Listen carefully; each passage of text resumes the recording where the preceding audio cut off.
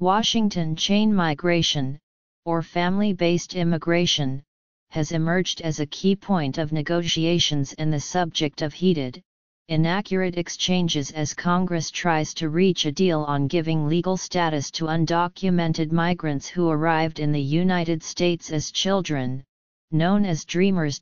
President Trump has argued that chain migration has benefited terrorists, while Republican hardliners say it could reward those who have broken immigration laws.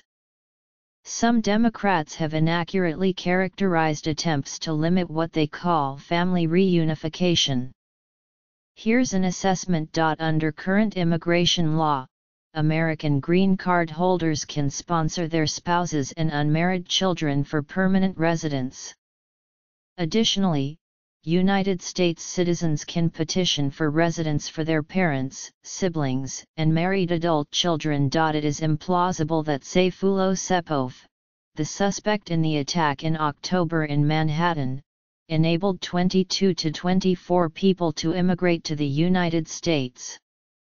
He immigrated to the United States in 2010 from Uzbekistan, married another Uzbek immigrant in 2013 in Ohio and fathered 3 children in the United States. And as a green card holder, he would not have been able to sponsor any extended family. Mark Krikorian of the Center for Immigration Studies, an advocacy group that favors more limits on immigration, said he was unsure what Mr. Trump was referring to in Mr. Saipov's case. But it's obviously not the relatives sponsored by the attacker, Mr. Krikorian said, given the waiting period and limits to family-based immigration. Theoretically, had Mr. Saipov obtained citizenship, he could have petitioned for his parents and 3 sisters, whose spouses and children under 21 could have also immigrated with them, to gain residency. Even in this hypothetical, it would have taken more than a decade for Mr. Saipov to sponsor 22 to 24 relatives. Because there are numerical limits for family-based immigration each year, there is a long queue for visas. As of November 1, more than 3.9 million people were waiting in line. After a petition is filed and approved, would-be immigrants are essentially handed a ticket number called the priority date and can only apply for a green card when the State Department calls their number. The waiting period can last a few months to more than 2 decades, depending on the country of origin, the sponsor's immigration status and the applicant's relationship to their sponsor. In January, for example, Uzbek immigrants sponsored by American citizen siblings could begin to apply for a green card if their priority date was before June 22, 2004, a waiting period of 13.5 years. Senator Tom Cotton of Arkansas argued on the Senate floor on Monday that immigrants who came to the United States as children could petition their relatives for green cards, including the very parents who brought them here, in violation of the law, in the first place. Representative Dave Bratt of Virginia, in an interview this month on Bloomberg, estimated that giving legal status to some 800,000 people who entered the country as part of the Deferred Action for Childhood Arrivals policy could lead to an influx of 3 to 4 million potential relatives when multiplied by chain migration.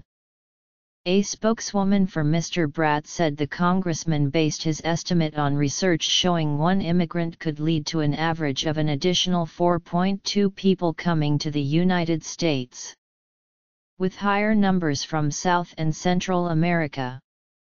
That figure comes from a 2008 book on chain migration by Bin Yu, a professor at Rhode Island College. In an interview, Mr. Yu said he believed chain migration also included the American-born children of immigrants, whom he included in his 4.2 immigration multiplier average. It should be noted, however, that people who are born in the United States are generally given American citizenship. By confining so-called chain migration to foreign relatives, Mr. Yu's research shows that one immigrant could result in the sponsorship of an average of 2.1 additional people. Marta Tienda, a Princeton University professor and an author of a 2013 study that updates Mr. Yu's work, said it was inaccurate to just apply the estimated multiplier to the dreamer population.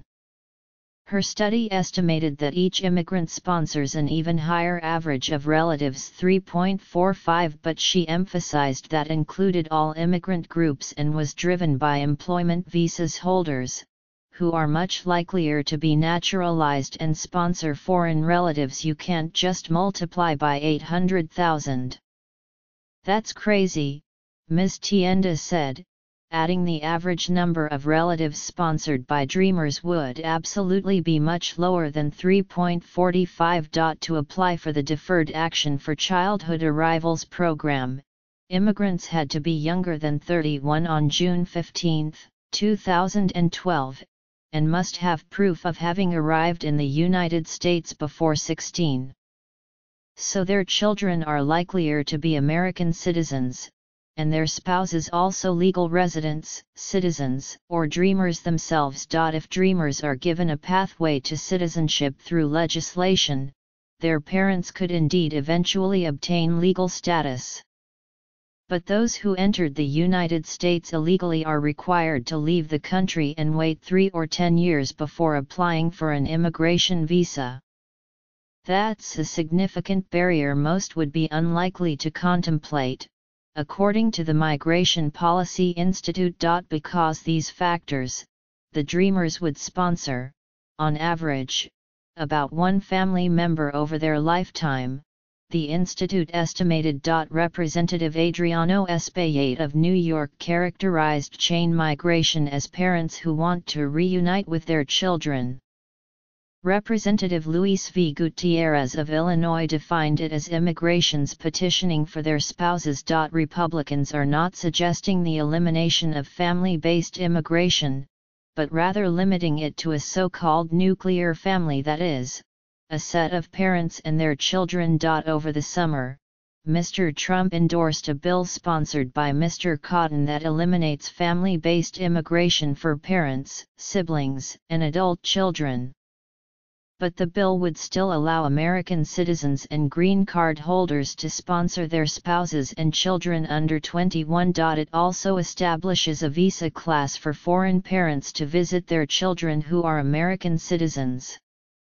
House Republicans introduced a similar bill on Wednesday that limits family-based green card programs to spouses and children who are minors. In 2013, the Senate passed a bill that also eliminated visas for siblings and married sons and daughters over 31, and instead established a point-based system for their immigration.